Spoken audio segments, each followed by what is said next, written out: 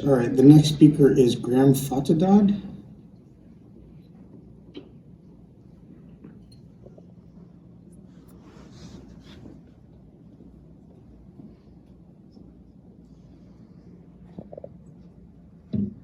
Hi, Faterdad, father of three, an 18-year-old graduated Greenwich High last year, 8-year-old and 6-year-old at North Miami School.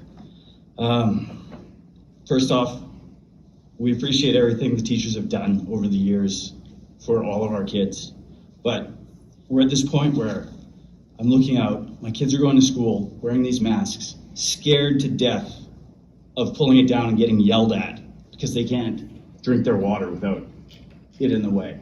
Their teachers, and Mrs. Jones, or Dr. Jones, pardon me, I emailed you last week, they have teachers that are making them run around in gymnasiums in 90-degree weather with their masks on. It's crazy. So, It's criminal. Look, what I have to say is nowhere near as eloquent as some of the other speakers we've had up here earlier tonight, but I'll give you some points. There's a recent analysis from the University of Florida. Most masks worn by children in 90-degree Fahrenheit heat were contaminated with parasites, fungi, and bacteria, including a virus known to cause a fatal systemic disease in deer and cattle. How is this okay? A 2004 article in the Canadian Journal of Health on masking in a pediatric hospital expanded on the psychological hazards for children. And I quote, "Imagine the impact of a hospital filled with faceless people on a young child. Who's smiling? How do I recognize my doctor? How does my nurse know who I am?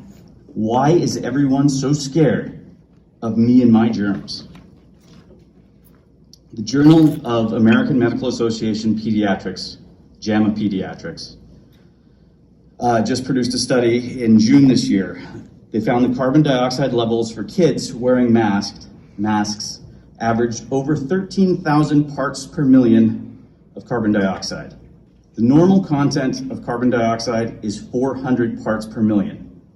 OSHA has established a permissible exposure limit for CO2 of 5,000 parts per million.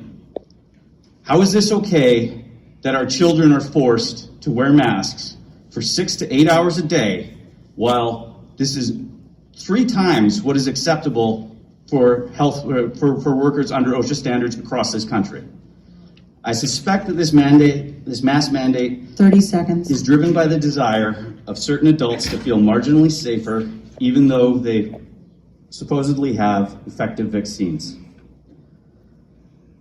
Masks may or may not be partially effective in shielding adults from COVID, but since when is it ethical for us as adults to burden our children to benefit adults? Thank you.